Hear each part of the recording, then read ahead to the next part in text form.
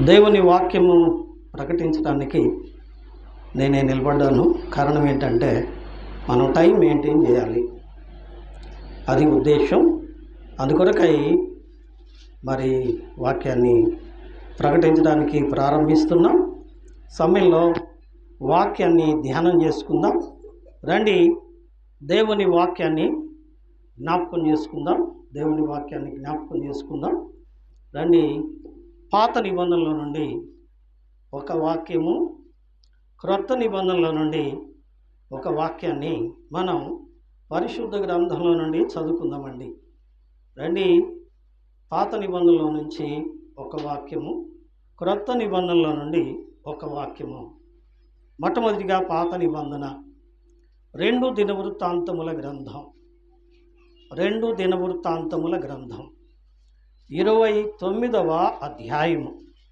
2 దినవృత్తాంతముల గ్రంథం అండి, 29వ అధ్యాయము, 29వ అధ్యాయము 3వ వచనము, 4వ వచనము, 5వ వచనం చదువుకుందాం.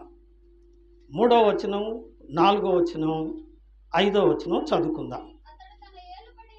అతడు తన ఏలుబడి యందు మొదటి సంవత్సరము మొదటి నెల యెహోవా మందిరపు తలుపులను తెరచి వాటిని బాగు చేసి యాజకులను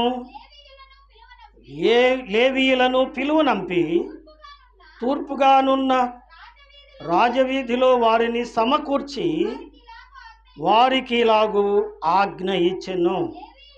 లేవీయులారా, నా మాట ఆలకించుడి. ఇప్పుడు మిమ్మును మీరు ప్రతిష్ఠించుకొని మీ పితరుల దేవుడైన యెహోవా మందిరమును ప్రతిష్ఠించి పరిశుద్ధ స్థలములో నుండి నిషిద్ధ వస్తువులన్నిటినీ బయటికి కొనిపోవుడిచ్చాలి. క్రొత్త నిబంధనల నుంచి ఒక వచనం చెప్పాను కదా. యోహాను సువార్త 10వ అధ్యాయము 22వ వచనం, 22వ వచనం. యోహాను సువార్త 10 ఆలయ ప్రతిష్ఠిత పండుగ యెరూషలేములో జరుగుచుండెను.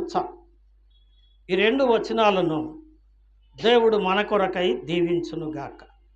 ఈ 2 చోట్ల కూడా ఆలయ ప్రతిష్ఠిత అనే మాట మనం వింటున్నాం. ఏంటి చెప్పండి? ఆలయ ప్రతిష్ఠిత, మందిరము ప్రతిష్ఠిత. కొత్తగా మందిరం కడితే కదంటన్నా ప్రతిష్ఠ చేసేది. ఎప్పుడో కట్టిన మందిరం కదా, ఇప్పుడు ప్రతిష్ఠితను గురించి అవసరమా అని మీరు అనొచ్చు. చదవబడిన మాటల్లో ఇక్కడ చెప్పబడిన మందిరాలు ఎప్పుడో కట్టబడ్డాయి. ఏమండి? ఎప్పుడో కట్టబడ్డాయి. ఇక్కడ రాజు హిజ్కియా రాజు ఏం చేశాడు? అతడు తన ఏలుబడి యందు మొదటి సంవత్సరం మొదటి నెల యెహోవా మందిరపు తలుపులో తెరచి. ఎవరతడు? మొదటి లైన్లోనే ఉంది, మొదటి వచనం మొదటి భాగంలో. హిజ్కియా రాజు పేరు ఏం పేరండి? హిజ్కియా. ఇతడు యూదులకు రాజు. ఎవరు చెప్పండి? యూదులకు రాజు. యూదులు, యూదా అనగా స్తుతి, యూదా అనగా స్తుతి. యూదులు అంటే స్తుతి చేయువారు లేదా స్తుతించువారు అని అర్థం. బాగా అర్థమవుతుందా? ఇప్పుడు యూదులకు ఆయన రాజు అయితే, అతను రాజు అయ్యి ఏమండి, అతని వయసు ఎంత? 25 ఏళ్ల వాడై ఏలన ఆరంభించినప్పుడు ఎంత అంటే అతని వయసు 25 సంవత్సరాలు. 25 ఏళ్ల వయసులో అతడు రాజ్యాన్ని ఏలటం ప్రారంభించాడు. 25 ఏళ్ల వయసు అంటే ఏమండి, పురుషుడికి మంచి యవ్వన వయసు కదా. కొంచెం యవ్వనంలో తొందరపాటు ఉంటుంది, అహంకారం ఉంటుంది, కోపం ఉంటుంది. కానీ అంత ఓర్పు గలవాడంటే ఈయన అతడు ఏలన ఆరంభించినప్పుడు మొట్టమొదట ఏం చేశాడట? అతడు యెహోవా దృష్టికి యథార్థంగా నడుచుకున్నాడట. ఈ పూట మనం ఈ మాట ఆలోచించాలి. హిజ్కియా అంటే అర్థం ఏంటంటే యెహోవాయే నా బలము. గాడ్ ఈజ్ మై స్ట్రెంగ్త్, యెహోవాయే నా బలము. ఈ యొక్క హిజ్కియా ఏలన ఆరంభించినప్పుడు ఏం చేశాడట? దేవుని మందిరమును బాగు చేయించి ఆ మందిరపు తలుపులు తెరిచి ప్రతిష్ఠించటం ప్రారంభించాడట. ఇంతకీ ఈ మందిరం ఎప్పుడు కట్టబడింది? ఏమండి, ఈ మందిరం ఎప్పుడు కట్టబడింది అంటే, ఇప్పుడు ఈ దేవుని బిడ్డలారా, ఈ మందిరము సొలొమోను కాలంలో కట్టబడింది. ఎప్పుడు చెప్పండి? సొలొమోను కాలంలో కట్టబడింది. సొలొమోను కాలంలో కట్టబడిన మందిరం ఏమండి, ప్రజలు ఆ మందిరాన్ని నిర్లక్ష్యం చేశారు. మీరు కావాలంటే 6-7 వచనాలు చదువుకోండి. 6-7 వచనాలు. మన పితరులు ద్రోహులై మన దేవుడైన యెహోవా దృష్టికి చెడు నడతలు నడిచి ఆయనను విసర్జించి ఆయన నివాసమునకు పెడముఖమో పెట్టుకొని దానిని నిర్లక్ష్యమో చేసి. సొలొమోను దేవాలయం కట్టాడు. సొలొమోను దేవాలయానికి ఉన్న ప్రత్యేకత ఏంటి చెప్పండి? బంగారు దేవాలయం. మనం రాతికి ఏమండి, మొట్టమొదట ఇటుక రాయికి మధ్య పాటి మట్టి పెట్టి గోడలు కట్టేవాళ్ళు.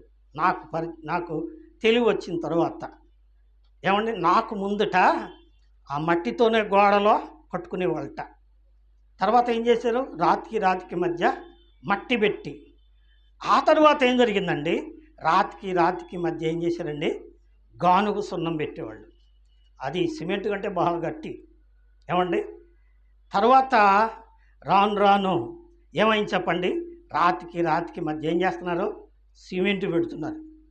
సిమెంటు సున్నం కలిపి పెడుతున్నారు. కానీ సొలొమోను అలా కట్టలా. సొలొమోను ఎలా కట్టాడు తెలుసా అండి?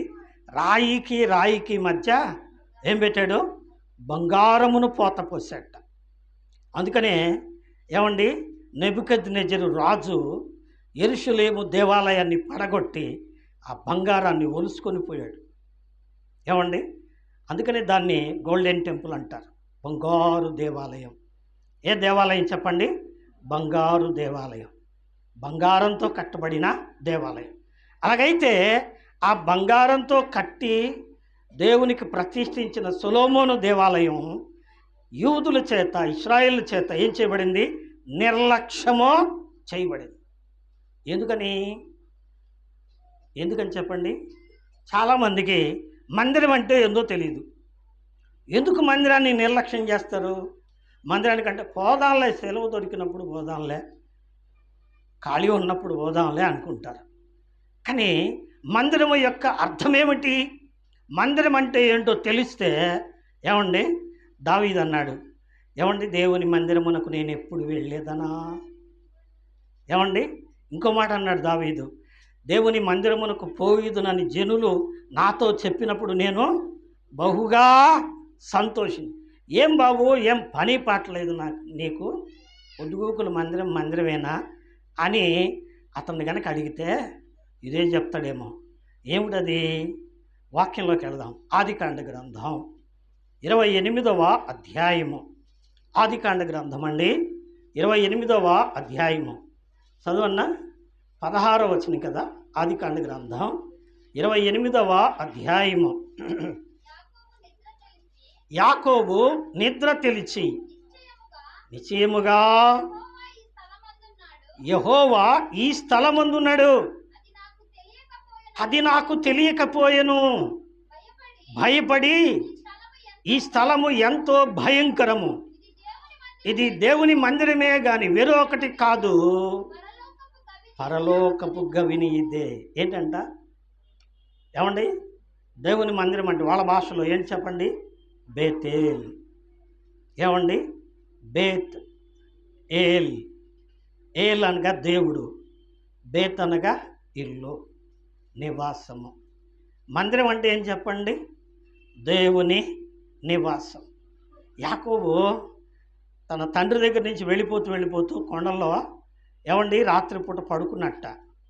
ఒక రాయి తీసి తల కింద దిండుగా పెట్టుకొని పడుకున్నట్ట, నిద్రపోయాడు. అతనికి ఒక కళ వచ్చింది. కళ తీసి మెలకు వచ్చినాక ఈ మాట అంటున్నాడు. ఏమంటున్నాడు? ఈ స్థలమందు ఏమండి holy God is there, holy God is here, it is the holy place. అతను అనుకున్నాడు ఇది పరిశుద్ధ స్థలము. ఎందుకంటే ఇక్కడ ఎవరున్నారట? దేవుడు ఉన్నాడు. ఏమ్మా ఎవరున్నారు? దేవుడు ఉన్నాడు. దేవుడు మందిరం అంటే ఏంటి? దేవుడు ఉన్న చోటు. అర్థమైందండి? అది కాలక్రమేణ క్రమంగా మారుతూ వచ్చింది. ఆ యొక్క క్రమాలు కూడా చెప్తా. ఏమండి, మొట్టమొదట యాకోబు ఆ తీర్మానానికి ఎందుకు వచ్చాడంటే ఇక్కడ దేవుడు ఉన్నాడు. ఎందుకంటే కల్లో ఎవరిని చూశాడండి? దేవుణ్ణి చూశాడు. ఆకాశమున దేవుడు కూర్చొని ఉన్నాడు, భూమి మీదకి నిచ్చెనుంది, ఆకాశానికి భూమికి దేవదూతలు ఎక్కుతూ దిగుతూ ఉన్నారు. చూసేటప్పటికి దేవుడు కనిపించాడు. అక్కడి నుంచి ఇక్కడ కనెక్షన్ ఉంది. ఓయమ్మా, ఇక్కడ దేవుడు ఉన్నాడు. కాబట్టి ఇది దేవుని మందిరం. అందుకని వెంటనే అన్నాడు, దేవుడా, నేను వెళ్ళే స్థలంలో గనక నన్ను దీవిస్తే నేను ఇక్కడికి వచ్చి ఇక్కడ నీకు మందిరమును కడతా, నా సంపాదన అంతట్లో 10వ భాగమో నీకు ఇస్తా అని మొక్కుకున్నాడు. అర్థమైందండి? కాబట్టి ఈ మాట ఎందుకు చదివించానంటే దేవుని మందిరము అంటే అర్థం ఏంటండి? ఏమండి? The living place of Holi God. ఏమండి? పరిశుద్ధ దేవుని నివాస స్థలం. మీరు బాగా వినాలి. పరిశుద్ధ దేవుని నివాస స్థలం, దేవుడు ఉండే చోటు. అందుకనే కాలక్రమేణా దేవుడు ఇశ్రాయేలుతో ఒక మాట అన్నాడు. చదవండి దేవుని వాక్యంలో నుంచి, చదవండి. నిర్గమకాండం 25వ అధ్యాయము 8వ వచనం. నిర్గమకాండం 25వ అధ్యాయం 8వ వచనం చదవమ్మా. నేను వారిలో నివసించున్నట్లు వారు నాకు పరిశుద్ధ స్థలమును నిర్మింపవలెను. ఏంటి దేవుని ఉద్దేశం? దేవుని ఉద్దేశం ఏంటి చెప్పండి? నేను వారిలో నివసించున్నట్లు అంటే దేవుడు ఎక్కడ ఉంటాడండి? మనుషులతోనే ఉంటాడు. ఏమండి? అది అసలైన నిజమైన అర్థం. ఆ పరమార్థం కూడా చెప్తా. ఏమండి? కాబట్టి దేవుడు అంటున్నాడు, మోషేతో చెప్తున్నాడు, నేను వాళ్ళ మధ్య నివసించడానికి వాడు నాకు ఒక పరిశుద్ధ స్థలమును కట్టాలయ్యా అన్నాడు. అందుకని మోషే గారు ఎలా కట్టాలో చెప్పు ప్రభువా అన్నాడు. కొండ మీదకి పిలిచాడు, మొత్తం చూపించాడు. ఎలా కట్టాడు? ఇప్పుడు రండి, నిర్గమకాండం 40వ అధ్యాయము. నిర్గమకాండం 40వ అధ్యాయము 40వ అధ్యాయము 40వ అధ్యాయంలో ప్రియులారా, అక్కడ మోషే పని ముగించాడు. దేవుని మందిరపు పని ముగించాడు. 34వ వచనం. అప్పుడు మేఘము ప్రత్యక్ష గుడారమును కమ్మగా యెహోవా తేజస్సు మందిరమును నింపెను. నేను ఎందుకు ఈ మాట చదివించానంటే ప్రత్యక్ష గుడారం. దేవుడు మనుషుల మధ్య నివసించడానికి ఆ దినాల్లో ఏం చేశారు చెప్పండి? ప్రత్యక్ష గుడారం నిర్మించారు. ఎందుకంటే అప్పట్లో బిల్డింగులు లేవు. అప్పట్లో అందరే ఎలా నివసించేవాళ్ళు చెప్పండి? గుడారాలు వేసుకున్నాడు. అబ్రహాం కూడా దేంట్లో నివసించాడు? గుడారంలో నివసించాడు. యాకోబు కూడా గుడారంలో నివసించాడు. అందుకని గుడారమును నిర్మించెను. ఆ గుడారమునే వాళ్ళు ఏమన్నారు చెప్పండి? దేవుని మందిరము అన్నారు. ఇక్కడ మనం చదివాం, మేఘము ప్రత్యక్ష గుడారమును కమ్మగా యెహోవా తేజస్సు మందిరమును నింపెను. ప్రత్యక్ష గుడారము ఆ దినాల్లో దేవుని మందిరం. దేవుని మందిరాలు 3 రకాలు. ఏమండి? మొదటిది ప్రత్యక్ష గుడారం. దీన్ని ఏమంటానంటే నేను కదిలే మందిరం. ఏం చెప్పండి? కదిలే మందిరం అంటే అర్థం ఏంటి? వాళ్ళు ఒక ఊరికి వచ్చారనుకోండి, అక్కడ గుడారాలు వేసుకుంటారు, అక్కడ మందిర గుడారాన్ని కూడా వేసుకుంటారు, అక్కడ ఆరాధన చేస్తారు, అక్కడ నివసిస్తారు. మళ్ళీ ఆ ఊళ్ళ నుంచి వెళ్ళిపోయేటప్పుడు ఏం చేస్తారు చెప్పండి? గుడారాలన్నీ తీసుకొని మరొక చోటకి. కాబట్టి సంచార మందిరము. ఏం చెప్పండి? సంచార మందిరము. ఏమండి? కదిలే మందిరము. ఏమా? కదిలే మందిరము. Praise Lord. కదిలే మందిరము. కాలక్రమేణా సొలొమోను, దావీదు కాలం వచ్చినప్పటికీ దావీదు ఏమన్నాడంటే, దేవుని మందిరము ఎలా ఉంది? గుడారాల్లో ఉంది. దేవుని మందిరం దేంట్లో ఉంది? గుడారంలో ఉంది, తెరల మధ్య ఉంది. నేను ఎట్టా ఉన్నాను? సరంబి వేసిన ఇంట్లో ఉన్నాను. ఎట్టున్నాడట? సరంబి వేసిన ఇంట్లో ఉన్నాడు. అయ్యో, దేవుడేమో గుడారంలో ఉంటున్నాడు, నేనేమో సరంబి వేసిన మంచి బిల్డింగ్లో ఉంటున్నాను, ఇది బాగాలేదు. కానీ దేవుడు ఒక మందిరం కట్టాలి అనుకున్నాడు. ఏ మందిరం కట్టాలి? కదిలే మందిరం ఆనాడు మోషే కట్టాడు. ఇప్పుడు ఈయన ఏం కట్టాలి చెప్పండి? కదలని మందిరం. ఏమ్మా? కదలని. రాజుల గ్రంథం, రాజుల మొదటి గ్రంథం 8వ అధ్యాయము. రాజుల మొదటి గ్రంథం 8వ అధ్యాయము. రాజుల మొదటి గ్రంథం 8వ అధ్యాయము 64వ వాక్యం. 64వ వాక్యం. సారీ 8వ అధ్యాయం 10వ వచనం. యాజకులు పరిశుద్ధ స్థలములో నుండి బయలు వచ్చినప్పుడు మేఘము యెహోవా మందిరమును నింపెను. కాబట్టి యెహోవా తేజో మహిమ యెహోవా మందిరములో. చాలు. ఇక్కడ గుడారం అనే మాట రాలా. అర్థమైందండి? ఇక్కడ గుడారం అనే మాట రాలా. ఏమొచ్చింది? మందిరము. ఏమండి? అదేమో టాబరాంకిల్ అన్నారు ఇంగ్లీష్లో. ఇక్కడికి వచ్చినప్పటికి మందిరము అంటే టెంపుల్. టెంపుల్ అంటే దేవాలయము. ఏమండి? ఈ దేవాలయాన్నే సొలొమోను ఏం చేశాడండి? రాయికి మధ్య బంగారం పోత పోసి కట్టాడు. అర్థమైందండి? ఇది 2వ మందిరం. 1 కదిలే మందిరం, 2 కదలనే మందిరం. 3వ మందిరం ఉంది, తర్వాత చెప్తా.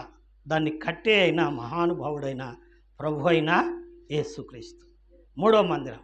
కాబట్టి ప్రియులారా, ఈ మందిరము సొలొమోను కట్టిన మందిరమైన, ఏమండి, మోషే కట్టిన మందిరమైన 3 భాగాలు. ఈ విషయాలు మనకు అర్థం కావడానికి హెబ్రీ పత్రిక 9వ అధ్యాయం మీ తర్వాత చదువుకోండి, మొదటి నుంచి. ఇప్పుడు చదవక్కర్లేదు, సమయం వృధా అవుతుంది. ఏమండి? మందిరము 3 భాగాలు. 1 ఆవరణము. ఆవరణము అంటే ఏమండి? కాంపౌండ్ అంటారు. చుట్టూ కాంపౌండ్. అర్థమైందండి? దీన్ని బయట ఆవరణము అంటారు. ఒక ఇల్లు కట్టినప్పుడు చుట్టూ ఏం చేస్తాం? ఆవరణం, హద్దు కట్టుకుంటాం. ఏమండి? 2వది పరిశుద్ధ స్థలం. పరిశుద్ధ స్థలం. ఆవరణంలోకి ఎవరైనా రావచ్చు. ఉత్తరాలు ఇచ్చేవాడు రావచ్చు, ఏమండి, పార్సల్ ఇచ్చేవాడు రావచ్చు, గేట్ దగ్గరకు వచ్చి గేట్ లోపలికి వచ్చి ఇవ్వచ్చు. కానీ ఇంట్లోకి వచ్చి ఒప్పుకుంటా? ఏంట్రా నువ్వు డైరెక్ట్గా ఇంట్లో వచ్చావు, ఎవడరా నువ్వు అంటారా? అనరా? రానిస్తారా? రానియరు.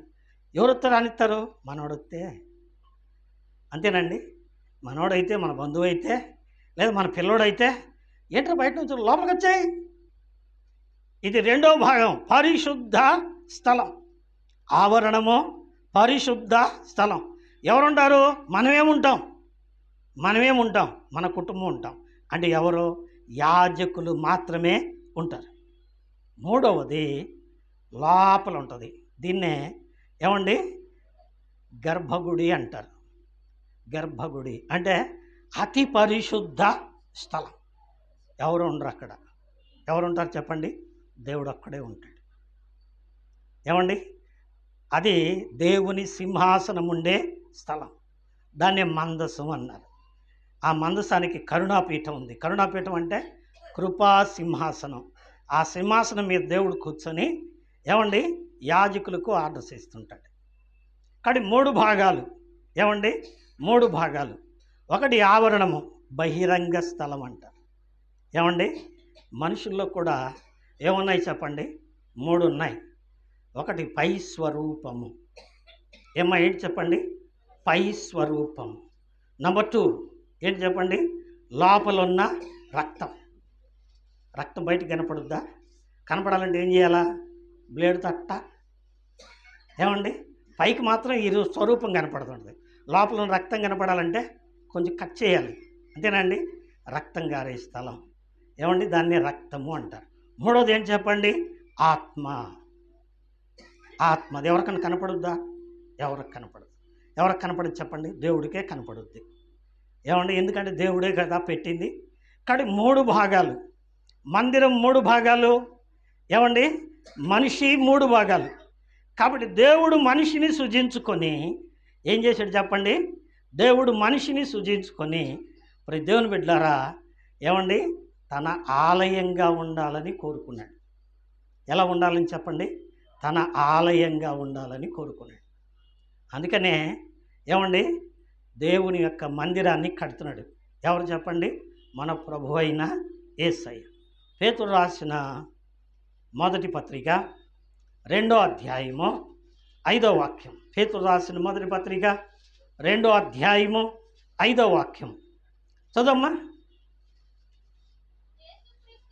యేసయ్య ద్వారా దేవునికి అనుకూలమగు ఆత్మ సంబంధమైన బలులను అర్పించుటకు మీరును పరిశుద్ధ యాజకులుగా ఉండునట్లు, మీరును సజీవమైన రాళ్లవలే ఉండునట్లు ఆత్మ సంబంధమైన మందిరముగా కట్టబడుచు. 3వది ఏంటి చెప్పండి? ఆత్మ మందిరము. ఏమండి? మనుషులు ఏమున్నాయని చెప్పాను? దేహం, ప్రాణం, ఆత్మ. అలాగే మందిరంలో కూడా ఏముంది చెప్పండి? బహిరంగ స్థలం, పరిశుద్ధ స్థలం, అతి పరిశుద్ధ స్థలం. కానీ 3వ భాగంలోకి వచ్చాడు యేసయ్య. 3వది ఏం చేస్తున్నాడంటే అక్కడ ఉంటాం, ఇక్కడ ఉంటాం, గుడారంలో ఉంటాం, అక్కడికి వాళ్ళు వెళ్ళి అట్టా చేయటం ఇదంతా నచ్చల దేవుడికి. అసలు మొట్టమొదటి దేవుడు చెప్పిన ఉద్దేశమే అది. ఏం చెప్పండి? ఇందాక చదివాం నిర్గమకాండ 25:8. నేను వారిలో నివసించున్నట్లు కదండి. అక్కడున్న మాట అదే. నేను వారిలో, I want to live inside of the people. ఏమండి? ప్రజల్లో ఉండాలని నేను కోరుకుంటున్నాను అన్నాడు. అయితే ఇక్కడ వాక్యంలో కొరింథీయులకు రాసిన మొదటి పత్రిక 3వ అధ్యాయము 16వ వాక్యం విందాం. కొరింథీయులకు రాసిన మొదటి పత్రిక 3వ అధ్యాయము 16వ వచనం. మీరు దేవుని ఆలయమై ఉన్నారనియు దేవుని ఆత్మ మీలో నివసించుచున్నాడని మీరు ఎరుగరా. అర్థమైందండి? యేసయ్య కట్టే మందిరం ఏం మందిరం చెప్పండి? ఆత్మల మందిరం. ఏమ్మా? ఆత్మల మందిరం. దాన్నే ఇప్పుడు మనం ఏమంటున్నాం చెప్పండి? చర్చి అంటున్నాం. చాలామంది కట్టారు, మనం కూడా కడుతున్నాం. ఏమండి? తీసివేయబడ్డాం, తోసివేయబడ్డాం, ఎగతాళి చేయబడ్డాం. మనం కూడా కడుతున్నాం. ఏం చెప్పండి? చర్చి. కానీ అది చర్చి కాదు, అదొక ఆలయం మాత్రమే. ఏం చెప్పండి? అదొక ఆలయం. యేసు ప్రభు వారు సజీవుడిగా శరీరధారిగా ఈ లోకంలో ఉన్నప్పుడు సునగోగులు అనేవి ఉన్నాయి. సునగోగులు అని ఏమండి? వాటిని ఏమన్నారంటే సమీప మందిరాలు అన్నారు. ఆ మందిరానికి వెళ్ళేవాడు యేసయ్య. బైబిల్ చదవడానికి, ప్రార్థన చేయడానికి దేవుని బిడ్డలు అందరూ వెళ్ళేవాడు, ఎక్కడికక్కడ కూడుకోవడానికి. ఏమండి? కానీ యేసయ్య కట్టే మందిరం అది కాదు. ఏం చెప్పండి? యేసయ్యే అన్నాడు. ఏమండి? మత్తయి సువార్త 18వ అధ్యాయము 20వ వాక్యంలో ఏమన్నాడండి? నా నామమున 2-3 ఎక్కడ కూడి ఉందురో వారి మధ్యన నేనుందును అన్నాడు. ఏమండి? వారి మధ్యన నేనుందును అన్నాడు. కాబట్టి దేవుడు ఎక్కడుంటాడు? మనుషుల్లో ఉంటాడు. నువ్వు 4 గోడల్లో బంధించలేవు ఆయన్ని. ఎక్కడుంటాడు చెప్పండి? మనలో ఉంటాడు. దేవుడు కోరుకున్నది మనం. ఏమండి? మనల్ని. అందుకనే మీరు దేవుని ఆలయం ఉన్నారు. You are the temple of God. Do you know? ఆయన అన్నాడు మీరు దేవుని మందిరమై ఉన్నారనియు దేవుని ఆత్మ మీలో నివసించుతున్నాడు మీరు ఎరగరా? మీకు తెలియదా అంటూ ఇప్పుడు చదవండి. 6వ అధ్యాయము 19వ వచనం. కొరింథీయులకు రాసిన మొదటి పత్రిక 6వ అధ్యాయము 19వ వచనం. మీ దేహము దేవుని వలన మీకు అనుగ్రహింపబడి మీలోనున్న పరిశుద్ధాత్మకు ఆలయమై ఉన్నారని మీరు ఎరుగరా? మీరు మీ సొత్తు కాదు, మీరు విలువ పెట్టి కొనబడిన వారు గనుక మీ దేహముతో దేవునిని ఏం చేయాలా? మహిమపరచు. ఇప్పుడు అర్థమైందండి? కాబట్టి దేవుని మందిరం అంటే ఒకే ఒక ఫండమెంటల్, ఏమండి, ఒకే ఒక నిర్వచనం. దేవుడి మందిరం అంటే ఏం చెప్పండి మీకు అర్థం కావడానికి? చదవండి కీర్తనల గ్రంథం 26వ అధ్యాయం 8వ వచనం. త్వరగా కీర్తనల గ్రంథం 26వ అధ్యాయము 8వ వచనం. యెహోవా నీ నివాస మందిరమును, నీ తేజో మహిమ నిలుచు స్థలమును నేను ప్రేమిస్తున్నాను. ఏంటంట? దేవుని మహిమ నిలుచు స్థలం. ఏమండి, పాట కూడా పాడారు అన్నగారు. ఏమండి, దేవుని తేజస్సు నిలిచే స్థలం ఇది. దేవుని మందిరం ఏంటంట? దేవుని తేజస్సు నిలిచేది. దేవుడు ఎక్కడ ఉండాలనుకుంటున్నాడు? మనుషుల్లో ఉండాలనుకుంటున్నాడు. మనం దేవుని మందిరం కదండి, మనము దేవుని మందిరము. కాబట్టి మన దేహముతో ఎందుకయ్యా రెస్ట్రిక్షన్స్? ప్రార్థనకు వచ్చేవాళ్ళు ఎట్టుండాలి, అట్టుండాలి, వాళ్ళలాగా ఉండకూడదు, వాళ్ళలాగా అలా అలంకరణ చేసుకోకూడదు అనేది ఏమిటి అర్థం అంటే, ఏమండి, దేవుడు వాళ్ళలో ఉంటున్నారన్న సంగతి వాళ్ళకి తెలియదు. కానీ నీకు అర్థం కావాలి, ఎందుకంటే నీవు వాక్యము వింటున్నావు కనుక. దేవుడు నీలో ఉన్నప్పుడు నువ్వు ఎలా ఉండాలి? ఏమండి, ఎలా ఉండాలి? వాక్యంలో ఉంది. పేతురు రాసిన మొదటి పత్రిక 1వ అధ్యాయం 14వ వచనం. నేను పరిశుద్ధుడనై ఉన్నాను గనుక మీరును పరిశుద్ధులై ఉండుడి. మనలో ఎవరున్నారు? దేవుడు ఉన్నాడు. దేవుడు ఎవరు? పరిశుద్ధుడు. కాబట్టి దేవుణ్ణి కలిగిన మనం ఎలా ఉండాలి? పరిశుద్ధులంగా ఉండాలి. అందుకే ఈ రిస్ట్రిక్షన్స్ అన్నీ. ఏమండి, మీరు లోకస్తులాగా ఉండకూడదు, మీరు ప్రత్యేకంగా ఉండాలి అనే రిస్ట్రిక్షన్స్ కారణం ఏంటంటే, మీకు అర్థమైంది మీలో ఎవరున్నారట? దేవుడు ఉన్నాడు. కాబట్టి మీరు ప్రత్యేకంగా ఉండాలి. అర్థమైందండి? ఇప్పుడు అర్థమైందా? దేవుడి మందిరము అంటే ఏంది? దేవుడి మందిరం అంటే ఏందో తెలిస్తే దేవుని మందిరాన్ని నిర్లక్ష్యం చేస్తారా? కానీ యూదులు చేశారు. కారణం ఏంటంటే, వాళ్ళ ఉద్దేశం లేనిది ఏదో ఆదివారం చర్చికి పోయి కాసేపు స్తోత్రం స్తోత్రం స్తోత్రం అయ్యా అనుకుంటా వస్తే ఉద్యోగాలు వస్తాయి, అనుకుంటా వస్తే ఏమవుతాయి? పిల్లలు పుడతారు, అనుకుంటా వస్తే రోగాలు తగ్గిపోతాయి. అంతేనా? నో. దేవుని మందిరానికి ఎందుకు వెళ్ళాలి చెప్పండి? దేవుణ్ణి కలుసుకోవడానికి వెళ్ళాలి. అందుకని యేసు ప్రభువారు ఏమండి, మత్తయి సువార్త 6వ అధ్యాయం 6వ వచనంలో అన్నాడు, నీవు ప్రార్థన చేయనప్పుడు నీవు గదిలోనికి వెళ్ళి రహస్యమందు చూచు నీ తండ్రికి ప్రార్థన చేయి. లోపల ఎవరున్నారు చెప్పండి? Your holy father. ఆయన దగ్గరికి కలుసుకోవడానికి నువ్వు వెళుతున్నావు. కాబట్టి it is most important place for you. దాన్ని నిర్లక్ష్యం చేయొచ్చా? వాళ్ళు నిర్లక్ష్యం చేసేసారు యూదులు. అందుకనే ఆయన అంటున్నాడు, దేవుని మందిరాన్ని బాగు చేయండి అన్నాడు. బాగు చేశారు. బాగు చేసిన తర్వాత తలుపులు తెరిచి అంతా రెడీ చేసి ఇప్పుడు వాళ్ళందరినీ పిలిపించి ఏమంటున్నారండి? యాజకులను లేవీయులను పిలిపించి తూర్పుగానున్న రాజవీధిలో వారిని సమకూర్చి వారికి ఇలాగూ ఆజ్ఞ ఇచ్చెను. 5వ వచనం. లేవీయులారా నా మాట వినండి, ఇప్పుడు మిమ్మును మీరు ప్రతిష్ఠించుకోండి. ఏంటి చెప్పండి? మిమ్మును మీరు. లేవీయులు అంటే లేవి అనగా యాకోబు కుమారులో ఒకడు. ఏమండి, వాళ్ళ అమ్మ, ఆమె పేరేం పేరండి? లేయా లేవీకి పేరు పెట్టుకుంది. ఎందుకు? ఇప్పుడన్నా నా భర్త నన్ను హత్తుకుంటాడు అని అతనికి లేవి అని పేరు పెట్టిందట. ఏమండి, 29వ అధ్యాయంలో ఉంది, తర్వాత చదువుకోండి, ఇప్పుడు సమయం వృధా అవుతుంది. ఏమండి, నిజమే, హత్తుకొనుట.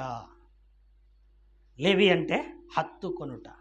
రెండోది, ఆమె అనుకుంది, నా భర్త ఏదో వస్తున్నాడు పోతున్నాడు, రాహేల్నే ప్రేమిస్తున్నాడు కానీ నన్ను ప్రేమించట్లేదు, ఈ బిడ్డ పుట్టిన తర్వాత ఆయన నాతో కలిసి ఉంటాడేమో, నాతో జతగడతాడేమో అనుకుని లేవి అని పేరు పెట్టింది. లేవి అంటే రెండో పేరు జత, కలిసి ఉండటం.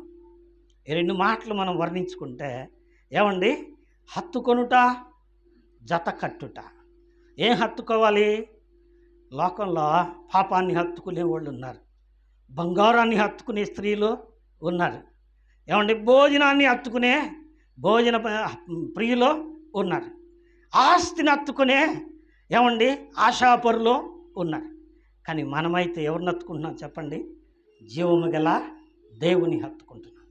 అందుకనే లేవి కాండంలోనూ ద్వితీయోపదేశ కాండంలోనూ ఏమండి 18వ అధ్యాయంలో ఏమండి దేవుడు అన్నాడు, లేవీయులకు ఇశ్రాయేలులో స్వాస్థ్యము లేదు, నేనే వారికి స్వాస్థ్యం, నా మందిరములో వచ్చు సమస్త భోజనము వారిదే, సమస్త భోజనము వారిదే. వాళ్ళకి ఆస్తిపాస్తులు లేవు.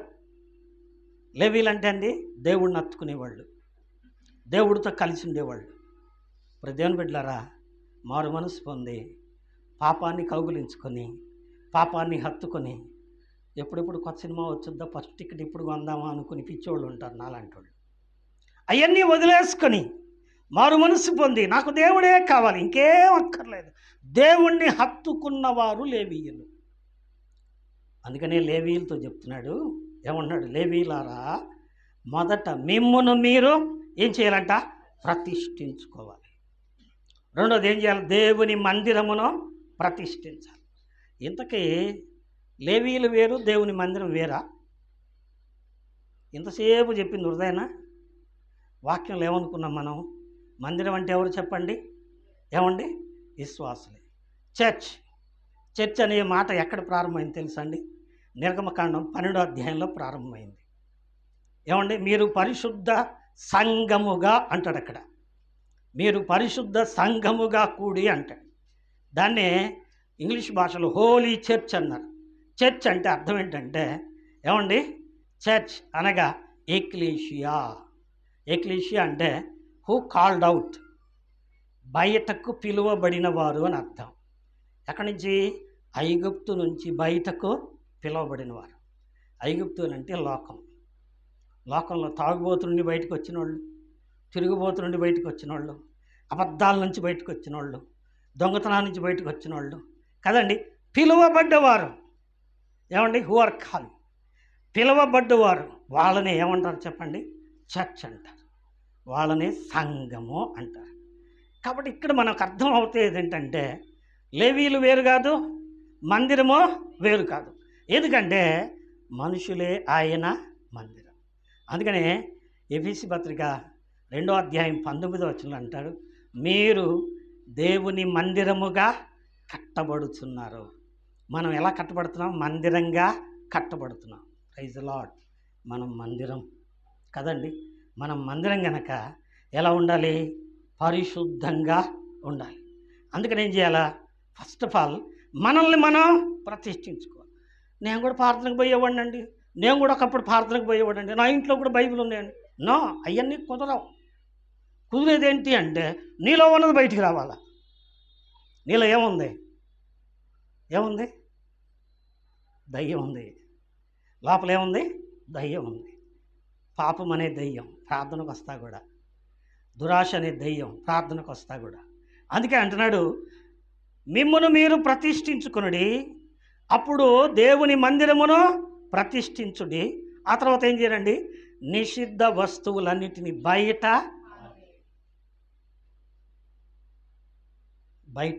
పారేయాలి. దేవుని మందిరంలో ఏమండి? ఏముండకూడదు? నిషిద్ధ వస్తువులు ఉండకూడదు. ఎందుకంటే పొడిగేయటం నాకు ఇష్టం లేదు. ఇప్పటికి చాలా టైం అయిపోయింది అనుకుంటా, సారీ. ఏమండి? నిషిద్ధ వస్తువులు అంటే, నిషిద్ధం అంటే అది పనికిరాంది అని అర్థం. అవునా? పనికిరాని దేవుని బిడ్డల్లో ఉండకూడదు. నువ్వు విడిచిపెట్టింది మళ్ళా నీలో ఉండకూడదు. నీ నోటి నిండా అది ఉండకూడదు. ఏంటిది అది? వదిలిపెట్టావుగా, తిట్టటం, బూతులు ఆడటం, సరసోక్తులు ఆడటం వదిలేసాంగా. ఎఫెసీ పత్రికలో ఉంది, మీరు బూతులైనను సరసోక్తులైనను అవన్నీ మీకు తగవు. మళ్ళా అవి మాట్లాడుతుంటే అది నిషిద్ధం. తీబడి ముందు అర్జెంటుగా. లైక్ ఒకటే చెప్పాను, నువ్వు మారుమనసు పొందావు, యేసయ్యను నమ్ముకున్నావు. ఏమండి? యేసయ్య నమ్ముకున్నాం. కొలస్సీ పత్రిక 3:20 ఏం చెప్తుందంటే, ఏమండి 27 క్రీస్తులోనికి బాప్తిసం పొందిన మీరు ఏం ధరించుకున్నారంట? క్రీస్తును ధరించుకున్నారు. క్రీస్తును ధరించుకున్న మనలో ఇంకా బూతులు, సహసోక్తులు, చెడు మాటలు ఇవన్నీ దాక్కొని ఉంటే అది మందిరం అయిద్దా? కాదు. అందుకని ఏం చేయాలి? ఆ నిషిద్ధ వస్తువులు బయట పారవేయాలి. అప్పుడు అది దేవుని మందిరం అయిద్ది. నువ్వు ఎప్పుడైతే అలా చేస్తావో, ఈ భాగాన్ని మీ తర్వాత చదువుకోండి, వాళ్ళు ఎప్పుడైతే అలా చేశారో దేవుని మహిమ ఆ మందిరం మీదకి దిగింది. దేవుని మహిమ ఆ మందిరం మీదకి దిగింది. అలాగైతే మన మీద కూడా ఎవరు దిగుతారు? పరిశుద్ధాత్ముడు దిగుతాడు. పరిశుద్ధాత్మ దిగి మనల్ని ఆశీర్వదిస్తాడు. ఇప్పటివరకు దేవుని మందిరంగా ఉన్న నువ్వు ఆశీర్వదించబడలేదా? ఏం చేస్తామండి? ప్రార్థన చేస్తూనే ఉన్నాం. ఏమండి ఏం చేసినా కానీ ముందుకు పోవట్లేదండి. నో, నీలో ఏదో లోపం ఉంది, సరి చేసుకో, దేవుడు దీవిస్తాడు కదండి. నిజమే. ఈ ఒక్క మాట మరొకసారి చదువుకొని మనం ముగించుకుందాం. లేవీయులారా, నా మాట వినండి. మిమ్మును మీరు ప్రతిష్ఠించుకొని మీ పితరుల దేవుడైన యెహోవా మందిరమును ప్రతిష్ఠించి పరిశుద్ధ స్థలములో నుండి నిషిద్ధ వస్తువులన్నిటినీ బయటకు తీసి బయట పారేయాలి. కాబట్టి దేవుని మందిరము ఏంటంట? 1 గుడారము, 2 సొలొమోను ఆలయము, 3 క్రీస్తు కట్టిన సంఘం, చర్చ్. కాబట్టి ఇది సంఘకాలం. ఈ సంఘకాలంలో నీవే నేనే సంఘం. ఏమండి? సజీవమైన రాళ్ళు. మనం ఎలా ఉండాలంటే ప్రభువుకు పరిశుద్ధంగా ఉండాలి. అలా ఉన్నామా? అలా లేకపోతే ఏమండి, మీలోనున్న పరిశుద్ధాత్మ ఏం చేస్తాడండి? దుఃఖపడతాడు. పరిశుద్ధాత్మను ఏం చేయకూడదు? దుఃఖపరచకూడదు. కనుక ఈ మాటలు ముగించుకుందాం. మందిరమును ప్రతిష్ఠించండి అన్నాడు. ఆలయ ప్రతిష్ఠిత పండుగ. మందిరం అంటే మనమే, ఆలయమన్నా మనమే, సంఘమన్నా మనమే. దేవుడు మనల్లో ఉండాలని కోరుకుంటున్నాడు. ఇంతకీ మనం ఎట్టున్నాం? మన జీవితం ఎలాగుంది? మన ప్రవర్తన, మరి పరిశుద్ధత, మన భక్తి ఎలా ఉంది? ఒక్కసారి పరిశీలన చేసుకొని మళ్ళీ మనం సరిదిద్దుకొని దేవుని ఎదుట సరి చేసుకుందాం. అట్టి కృప వాక్యం విన్న మనకందరికీ దేవుడు అనుగ్రహించును గాక. దేవుడు తన మాటలను ఆశీర్వదించును గాక. ప్రార్థన చేసుకుందాం.